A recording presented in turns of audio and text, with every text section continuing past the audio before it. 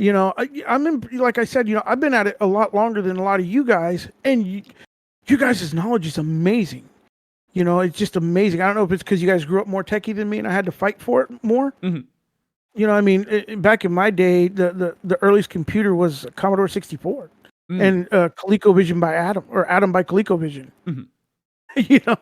So it's just I'm blessed. I look at it this way: Mm-hmm. I'm blessed to have you guys include me. Right. You know what I'm saying? That's how I feel. You guys are awesome. Thank you. You're awesome as well. Yeah. I think I didn't have an internet connection until about 2005 or so. Because when I lived in Queensland, we lived like very rural area. Both my parents grew up on farms. They didn't care about the internet. They didn't know what the internet was. We didn't have an internet connection. It wasn't until we moved out of that area to South Australia and started living in the suburbs where we actually got a connection. That was... Was it high-speed internet or was it dial-up? It wasn't dial-up, no. It was, I think we had like 2 down or something. So, high speed relative to dial-up, but like not that great. It was functional. Right. And Australia up until probably like the 2010s had pretty bad internet. Like, as a residential connection, really the best you could get at the time was like 10 down or so. So it just... And that was if you were lucky. I think I had like 5 down until a couple of years ago. Really? Yeah, probably until like 2015, 2016, something like that. Wow. Yeah, like the internet here has always been an absolute mess. But yeah, I think I got interested in computers around the same time as well, though, because that's when we got... Did we? No, I think we got our first home computer then, like when I got that connection. But I had used a computer at like my friend's house. They had like, I think I was running like Windows 98 or something. This was well into the lifespan of XP. And then I had a cousin. I had a cousin who was a software engineer, and I think he was a big part of the reason I got interested in what I'm doing now. I think he's still doing it now.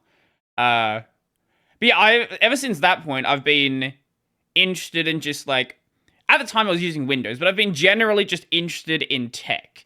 And I've always sort of wanted to do something involved in tech, whether that was being a developer, sysadmin, what I'm doing now, just something in this space. Oh, that's cool. What was your first... So you recently came into Linux within like 4 or 5 years, you said, right? Yeah. So what was your initial distribution that you first used? Arch Linux.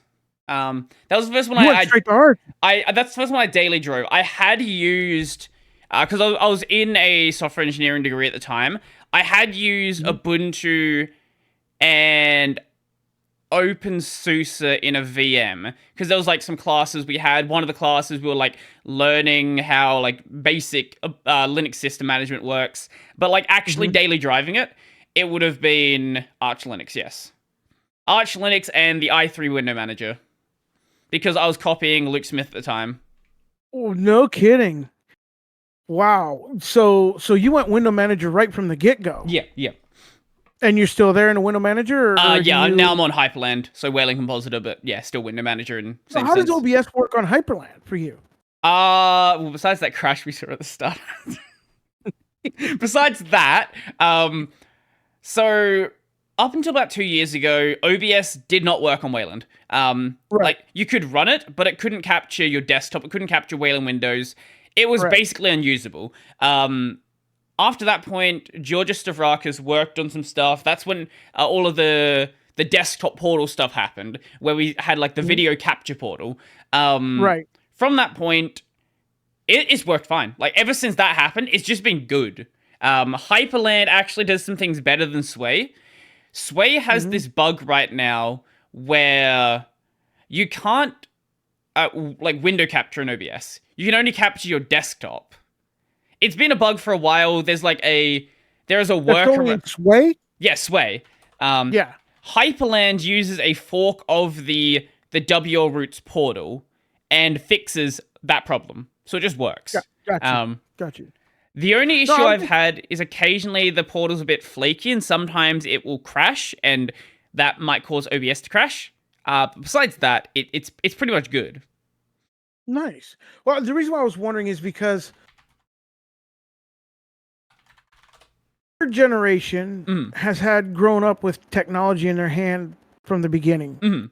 And so I always, that's why when I make my videos and I recommend things, I always try to realize who I'm the audience. One of the things that performers tell you is read the room. Know your audience. You know what I'm saying? Know what you're trying to do.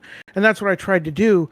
And so that's why I asked that question, because I realized that in communication with lots of people through, my Discord or through, comments on my videos or, just DMs from Facebook and Instagram and, Twitter and all that stuff, that a lot of the people that I'm dealing with, they're jumping in to like window managers right off the bat and Arch Linux. They're not, starting off with a desktop environment, and going into that. So, I mean, it blows me away how much more advanced it seems like people that are coming to Linux are. And I think that's what's creating a large positive environment for it and growth. I think that's where a lot of the growth is coming from.